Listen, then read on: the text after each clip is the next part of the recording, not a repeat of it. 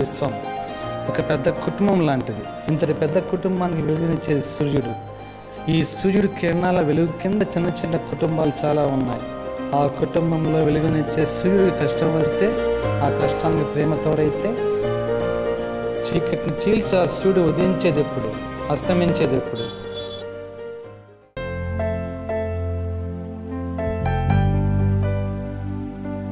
May I come in, sir? Yes, come in. Sit down, young man. Thank you, sir.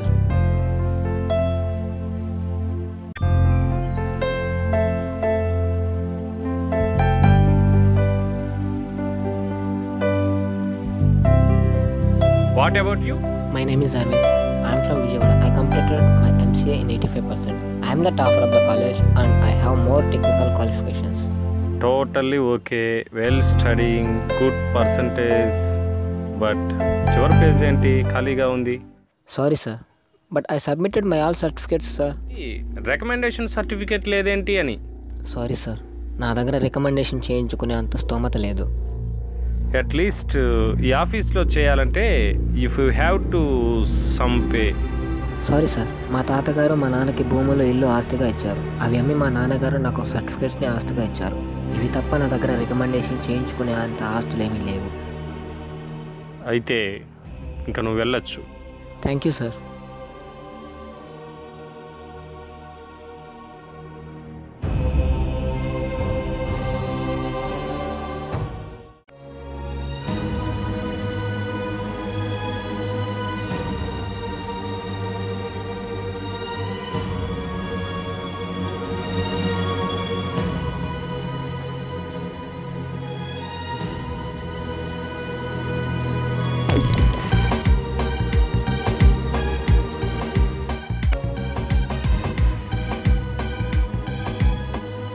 Hello, చెప్పు మామయ్య. అరవింద్, ఇంటర్వ్యూకి వెళ్ళావు కదా, ఏమైంది? ఏముంది మామయ్య, ఎప్పట్లాగే ఇది కూడా పోయింది. నువ్వు డిసప్పాయింట్ అవ్వద్దు. మన దేశంలో టాలెంట్ ఉన్నవాడు గేట్ కీపర్ గాను, టాలెంట్ లేనివాడు గజెటెడ్ ఆఫీసర్ గాను ఉంటాడు. ఓకే, అమ్మ వాళ్ళని వదిలి రావడం ఇష్టం లేదు. ఏం కాదు అరవింద్, నువ్వు నేను చెప్పింది చెయ్యి. ఓకేనా? ఓకే, అలాగే మామయ్య.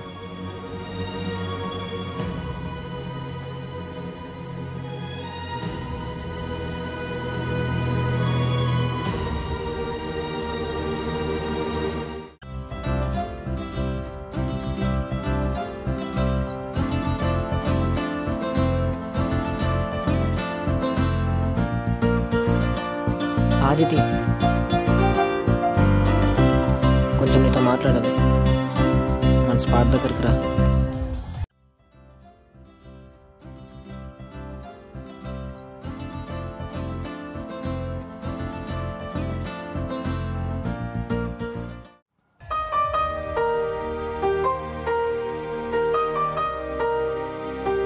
ఏంటి మాట్లాడాలన్నా? ఏమీ లేదు, నేను ఇంటర్వ్యూకి వెళ్ళాను. ఈ జాబ్ కూడా నాకు రానట్టే. ఇప్పుడు ఏమైంది? మామయ్య కాల్ చేశాడు సౌదీ నుంచి, అక్కడికి రమ్మంటున్నాడు. అంటే నన్ను వదిలేస్తావా? వదిలేస్తానని నేను చెప్పడం లేదు, వెళ్ళాలనుకుంటున్నానని చెప్తున్నాను. ఇంతకంటే నువ్వు నాకు బోర్ కొట్టేశావు. వదిలేద్దాం అనుకుంటున్నానని చెప్పొచ్చుగా. అదేంటి, నేను ఒకటి మాట్లాడుతుంటే నువ్వు ఒకటి చెప్తావు? నువ్వు చెప్పే మాటల్లో అర్థం అదే కదా మరి. నన్ను కూడా అర్థం చేసుకో ఆదితి. ఏం అర్థం చేసుకోమంటావు? అదేంటి అలా అంటావు? నాకంటే మంచి వాళ్ళు దొరుకుంటారు, వదులుకోవడానికి ఇలా చెప్తున్నావు. కొవ్వొత్తి వెలుగులో ఎక్కువసేపు బ్రతకలేం ఆదితి. అంటే కంచంలో కలుపుకున్న అన్నం తినడానికి వెళ్తురు లేదు కాబట్టి పస్తునుండమంటావా? ప్లీజ్ అర్థం చేసుకో. వద్దు, నన్ను కన్విన్స్ చేయడానికి ట్రై చేయొద్దు.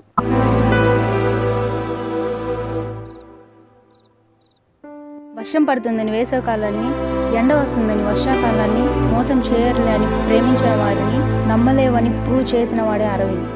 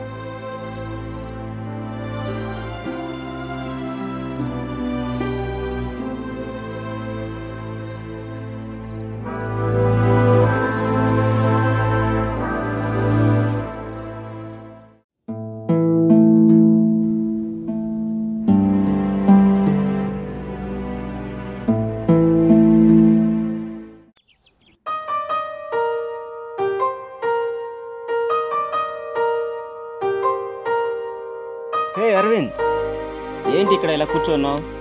ఏమైంది? ఏయ్ నాదేముందిలే కానీ నువ్వెలా ఉన్నావురా? ఏం చేస్తున్నావు? నేనా? ఇన్ఫోసిస్లో జాబ్ చేస్తున్నారా? కంగ్రాట్స్ రా. అవును, నువ్వేం చేస్తున్నావురా? ప్రెసెంట్ ఖాళీగా ఉన్నాను, జాబ్ ఏమీ లేదు. అదేంటి, మన బ్యాచ్లో నువ్వే బ్రిలియంట్ కదరా, నీకు జాబ్ రాకపోవడం ఏంటి? అవును, ఆదిత్య ఎలా ఉంది? జాబ్ రాకపోవడానికి చాలా కారణాలు, నీకు తెలియదు ఏముంది. తను బాగుంది. ఏదో దాస్తున్నావు, ఏమైంది చెప్పు. జాబ్ కోసం వెళ్తే రికమెండేషన్ అడుగుతున్నాడు. మామయ్య సౌదీకి రమ్మంటున్నాడు. ఆ విషయం మా అతిథికి చెప్తే తను అర్థం చేసుకోవట్లేదు. ప్రేమించిన వాళ్ళు కదా అలానే ఉంటారు. మనం ప్రేమిస్తే వాళ్ళు శాసిస్తున్నారు. శాసించడం కాదురా, స్వార్థం. తను ప్రేమించిన వాడు మొత్తం నాకే దక్కాలని ఈగో వాళ్ళది. మనమే ఏదో ఒకటి చేయాలి. ఏం చేస్తాం రా, వెళ్ళొస్తాను అంటే వదిలేస్తావా అన్నట్లు అర్థం చేసుకుంటున్నారు.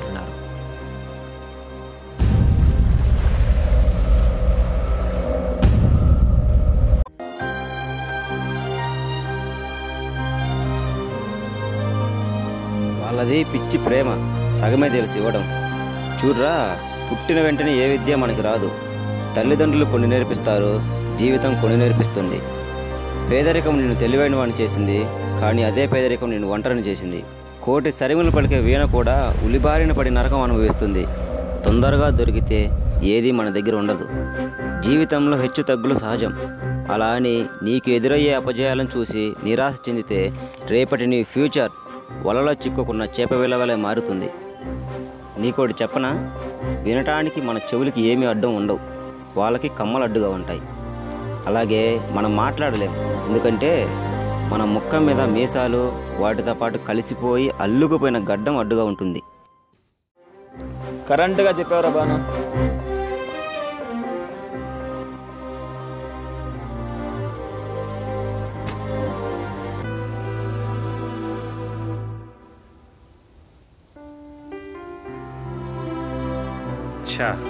నా జీవితంలో పేదరికం నుంచి ఒక్కరిని కూడా బయటికి తేలేకపోయాను. Very good morning guys. Good morning sir. Mister Arvind, నీ మార్క్స్, నీ యాటిట్యూడ్, నీ ఫ్రాంక్నెస్ నాకు బాగా నచ్చాయి. కానీ నాకు ప్రాబ్లమ్స్ ఉంటాయి కదా.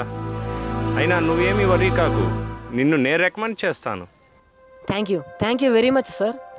It's okay.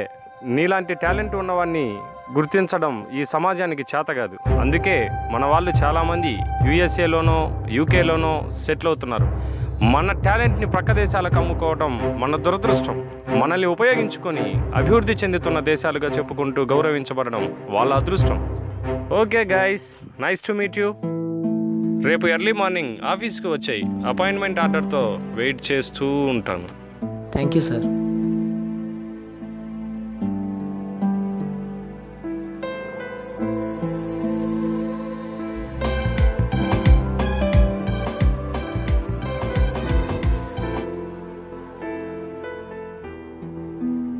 నువ్వు లేకుండా నేను బ్రతకలేను.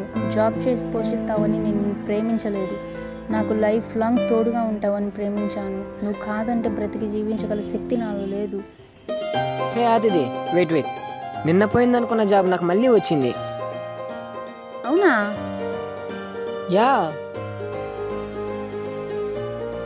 ఇంకెక్కడికి వెళ్ళేది లేదు.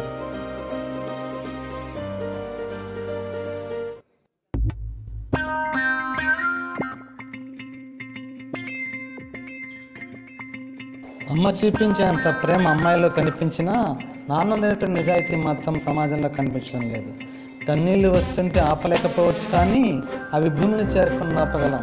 అట్లాగే కష్టాలు రాకుండా ఆపలేకపోవచ్చు, కానీ ఆ కష్టాలను కడతీర్చి విజయాన్ని ఛేదించగలం.